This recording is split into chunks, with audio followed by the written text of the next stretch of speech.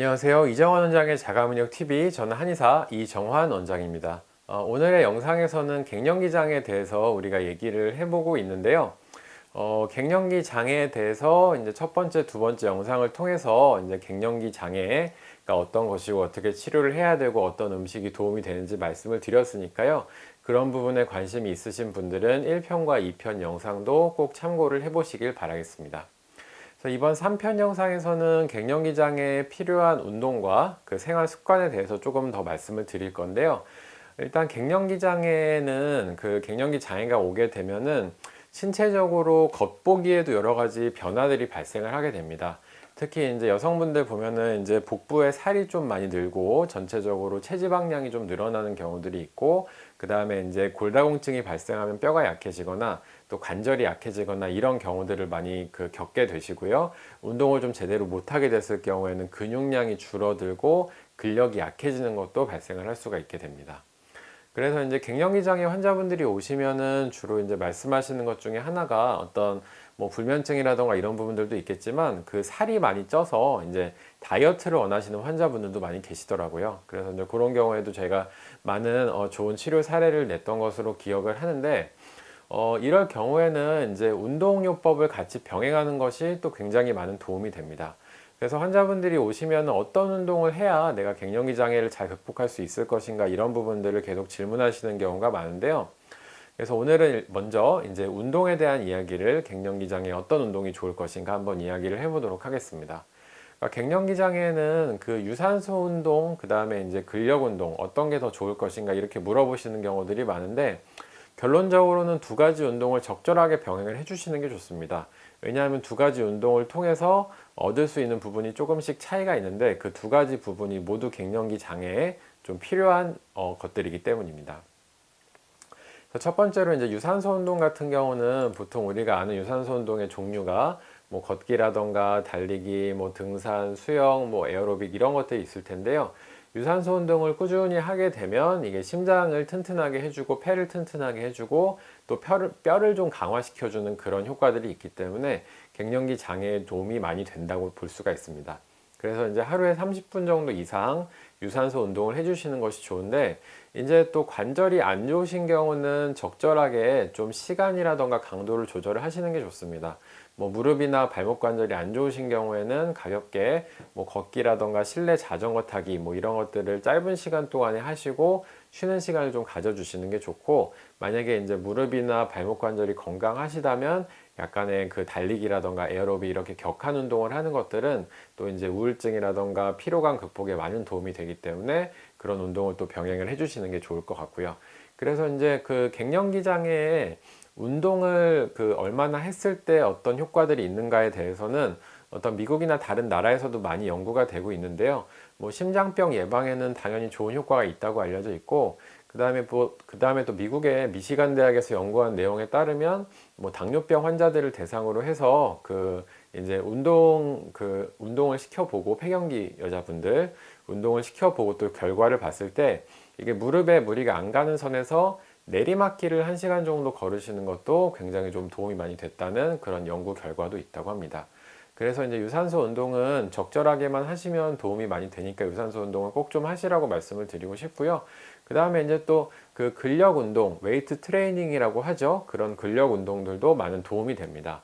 특히 이제 그 갱년기 장애 때 근육이 줄고 뼈가 약해지고 살이 많이 찌고 이렇게 되면서, 그러니까 그 체내 대사량, 그러니까 기초 대사량이 낮아지게 됩니다. 그러면서 더 살이 찌고 여러 가지 질환이 발생을 하게 되는데, 근력 운동을 꾸준히 해주게 되면 이 기초 대사량을 늘릴 수가 있습니다. 근육량이 늘어나면서 기초 대사량이 늘어나기 때문에 많은 도움이 되는데, 특히나 이제 허벅지 근육이 우리 몸에서 가장 큰 근육 중에 하나고, 열량이라던가 당의 이제 소비가 굉장히 많이 되는 부분이기 때문에 허벅지 근육을 강화할 수 있는 웨이트 트레이닝, 뭐 스쿼트 동작이라든지 그 다음에 여러 가지 기구를 이용한 동작이라든지 이런 것들은 많은 도움이 되기 때문에 좀 해보시면 좋을 것 같고요.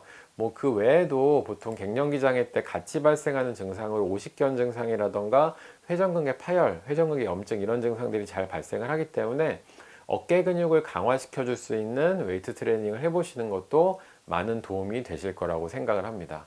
그래서 이제 이런 식으로 근력 운동도 도움이 되시는데 다만 이제 근력 운동은 무게를 이용해서 하는 운동이기 때문에 본인의 체력과 근력에 맞춰서 운동을 시작하고 그 이후에 괜찮으시면 서서히 운동의 어떤 강도를 높여가는 게 제일 좋은 방법이기 때문에 그 점을 좀 명심을 하시는 것이 좋을 것 같습니다.